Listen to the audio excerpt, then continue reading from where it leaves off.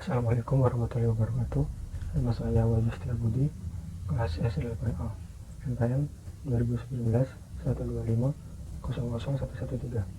Pada kesempatan kali ini, saya akan melanjutkan pembahasan tentang Communicative Language Teaching. Poin yang akan saya bahas adalah desain, yang di dalamnya ada objectives, syllabus, types of learning and teaching activities, learner roles, teacher roles, needs analysis, counselor, group process manager, dan the role of instructional materials. Yang pertama adalah objectives atau tujuan.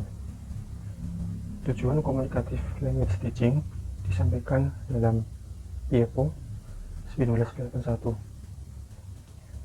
Pendekatan komunikatif sebagai satu, bahasa sebagai sarana ekspresi. Yang kedua, bahasa sebagai sistem semiotik dan objek pembelajaran. Yang ketiga, bahasa sebagai sarana untuk mengekspresikan nilai-nilai dan penilaian tentang diri sendiri dan orang lain. Yang keempat, tingkat kebutuhan belajar individu atau pembelajaran remedial berdasarkan analisis kesalahan. Yang kelima, tingkat pendidikan umum, tujuan ekstra linguistik, pembelajaran bahasa dalam kurikulum sekolah. Ini diusulkan sebagai tujuan umum, berlaku untuk setiap situasi pengajaran. Tujuan khusus CLT tidak dapat didefinisikan di luar tingkat spesifikasi ini, karena pendekatan semacam ini mengasumsikan bahwa pengajaran bahasa akan mencerminkan kebutuhan partikular dari target pelajar. Kebutuhan ini mungkin dalam domain membaca, menulis, mendengarkan, atau berbicara, yang masing-masing dapat didekati dari perspektif komunikatif. Yang kedua, syllabus. Awalnya, Dewan Eropa mengembangkan syllabus ini dengan tujuan pembelajaran bahasa asing bagi orang-orang Eropa, di mana mereka mungkin menggunakan bahasa asing dalam situasi tertentu, seperti travel atau perjalanan, bisnis, pendidikan, dan lain-lain. Hasilnya dipublikasikan sebagai Threshold Level English dalam Van Eyck dan Alexander 1980. Salah satu model awal silabus yang diajukan adalah silabus gagasan yang disampaikan oleh Wilkins 1976, yang spesifik membahas kategori semantik, gramatikal, dan fungsi komunikasi. Model pendapat Wilkins segera dikritik oleh ahli linguistik Inggris saat itu, yaitu Windowson tahun 1979. Ia berpendapat kategori nosional-fungsional hanya menyediakan deskripsi yang sangat parsial dan tidak tepat dari aturan semantik dan pragmatis tertentu yang digunakan untuk referensi ketika orang berinteraksi. Mereka tidak memberitahu prosedur orang menerapkan aturan-aturan ini ketika mereka benar-benar terlibat dalam aktivitas komunikatif. Jika kita ingin mengadopsi pendekatan komunikatif untuk mengajar yang mengambil ini sebagai tujuan utamanya, pengembangan kemampuan untuk melakukan sesuatu dengan bahasa, maka itu adalah wacana yang harus menjadi pusat perhatian kita. Beberapa perancang silabus komunikatif juga melihat spesifikasi tugas dan organisasi tugas sebagai kriteria yang sesuai untuk desain silabus. Bentuk silabus yang kompatibel dengan dan dapat mendukung pengajaran komunikasi tampaknya adalah silabus prosedural yang mencantumkan secara lebih atau kurang rinci jenis tugas yang akan dicoba di kelas dan menyarankan urutan kompleksitas untuk tugas-tugas dari jenis yang sama.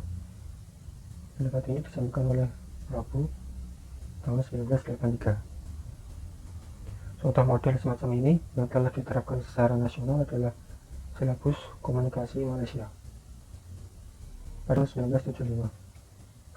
Silabus untuk pengajaran bahasa Inggris di tingkat menengah atas di Malaysia dalam skema organisasi ada 3 tujuan komunikatif yang luas, kemudian dipecah menjadi 24 tujuan yang lebih spesifik yang ditentukan berdasarkan analisis kebutuhan. Tujuan-tujuan ini disusun ke dalam area pembelajaran, yang masing-masing ditentukan sejumlah tujuan atau produk hasil. Suatu produk didefinisikan sebagai sepotong informasi yang dapat dipahami, tertulis, lisan, atau disajikan dalam bentuk non-linguistik.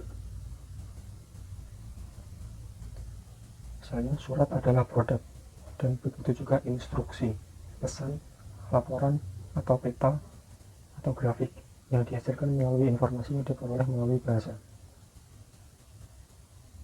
Kemudian poin yang ketiga, tipe pembelajaran dan aktivitas mengajar. Berbagai jenis latihan dan kegiatan yang kompatibel dengan pendekatan komunikatif tidak terbatas, asalkan latihan tersebut memungkinkan peserta didik untuk mencapai tujuan komunikatif, melibatkan peserta didik dalam komunikasi, dan memerlukan penggunaan proses komunikatif seperti berbagi informasi, negosiasi makna, dan interaksi. Kegiatan kelas sering dirancang untuk fokus pada penyelesaian tugas yang dimediasi melalui bahasa atau melibatkan negosiasi informasi dan berbagi informasi. Upaya ini mengambil banyak bentuk. Pendapat Wright dalam tahun 1976 mencapainya dengan menunjukkan slide di luar fokus yang coba diidentifikasi oleh siswa.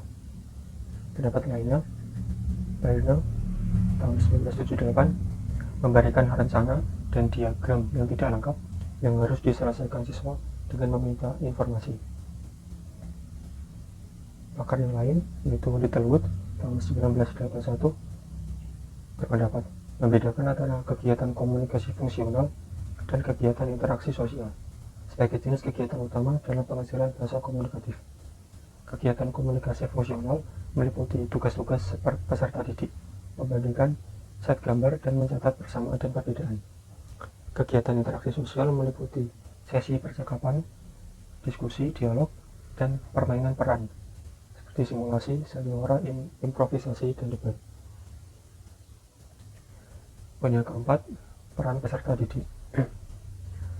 Penekanan dalam pengajaran bahasa komunikatif atau CLT pada proses komunikasi, bukan penguasaan bentuk bahasa.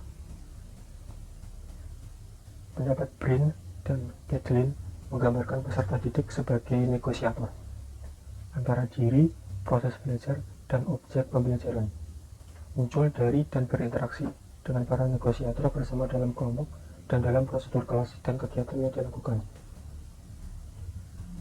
Pendekatan kooperatif, bukan individualistis, untuk belajar yang ditekankan dalam CLT mungkin juga asing bagi peserta didik. Oleh karena itu, ahli CLT merekomendasikan agar peserta didik belajar untuk melihat bahwa komunikasi yang gagal adalah tanggung jawab bersama dan bukan kesalahan peserta didik. Kemudian poin yang kelima, peran guru. Brin dan Kathleen menggambarkan guru memiliki dua peran utama. Peran yang pertama adalah memfasilitasi proses komunikasi antar semua peserta di kelas, dan di antara peserta ini dengan berbagai kegiatan dan teks. Peran kedua adalah bertindak sebagai peserta independen dalam kelompok belajar mengajar. Peran ketiga bagi guru adalah peneliti dan pelajar dengan banyak kontribusi dalam hal pengetahuan dan kemampuan yang sesuai, pengalaman aktual, dan yang diamati tentang sifat pembelajaran dan kapasitas organisasi. Peran lain yang diasumsikan untuk guru adalah need analysis atau analisis kebutuhan, konselor, dan manajer proses kelompok. Kebutuhan analisis. Guru CLT memikul tanggung jawab untuk menentukan dan menanggapi kebutuhan bahasa pelajar. Ini dapat dilakukan secara informal dan pribadi melalui sesi 1-1 dengan siswa, di mana guru berbicara melalui isu-isu seperti persepsi siswa tentang gaya belajarnya, aset pembelajaran, dan tujuan pembelajaran. Pendapat ini disampaikan oleh Savignan tahun 1983. Kemudian peran guru yang lain adalah penasihat atau konselor.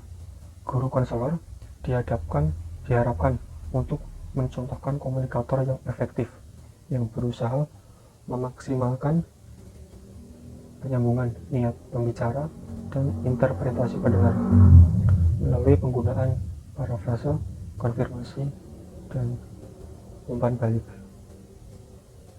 Peran guru yang lain adalah manajer proses grup. Prosedur CMT sering mengharuskan guru untuk memperoleh keterampilan manajemen kelas yang kurang berpusat pada guru. Ini adalah tanggung jawab guru untuk mengatur ruang sebagai tempat untuk komunikasi dan kegiatan komunikatif. Pedoman untuk praktik kelas ini disampaikan oleh Littlewood 1981 dan Finocchiaro dan Brumfield 1983, menyarankan bahwa selama suatu kegiatan guru memantau, mendorong, dan menekan kecenderungan untuk memasuk kesenjangan tata bahasa dan strategi, tetapi mencatat kekurangan tersebut untuk kemudian diimprove atau diperbaiki dalam praktik komunikatif di pembelajaran. Yang keenam adalah peran materi instruksional. Yang pertama, materi atau bahan berbasis teks. Ada banyak buku teks yang dirancang untuk mengarahkan dan mendukung pengajaran bahasa komunikatif atau CLT.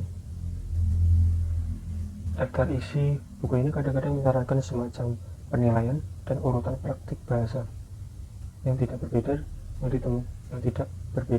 dengan teks-teks yang terorganisir secara struktural, seperti dalam Morrow dan Johnson tahun 1979 dan Eugene Jones tahun 1981. Teks yang ditulis untuk mendukung silabus bahasa Inggris Malaysia tahun 1975. Analisis tugas untuk pengembangan tematik, misalnya memahami pesan, mengajukan pertanyaan untuk mendapatkan klarifikasi, meminta informasi lebih lanjut, mencatat, memesan, dan menyajikan informasi. Kemudian materi yang kedua atau bahan kedua adalah bahan berbasis tugas. Berbagai permainan seperti permainan peran, simulasi, dan kegiatan komunikasi berbasis tugas harus disiapkan untuk mendukung kelas pengajaran bahasa komunikatif atau CLT. Ini biasanya dalam bentuk item seperti buku pegangan latihan, kartu isyarat, kartu aktivitas, materi latihan komunikasi berpasangan, dan buklet praktik interaksi siswa. Kemudian materi yang ketiga adalah realia. Realia berbasis bahasa seperti majalah, iklan, surat kabar, atau sumber grafis dan visual lainnya, di mana kegiatan komunikatif dapat dibangun. Dari realia yang lainnya adalah seperti peta, gambar, simbol, grafik, dan bahkan berbagai jenis objek dapat digunakan untuk mendukung latihan komunikatif.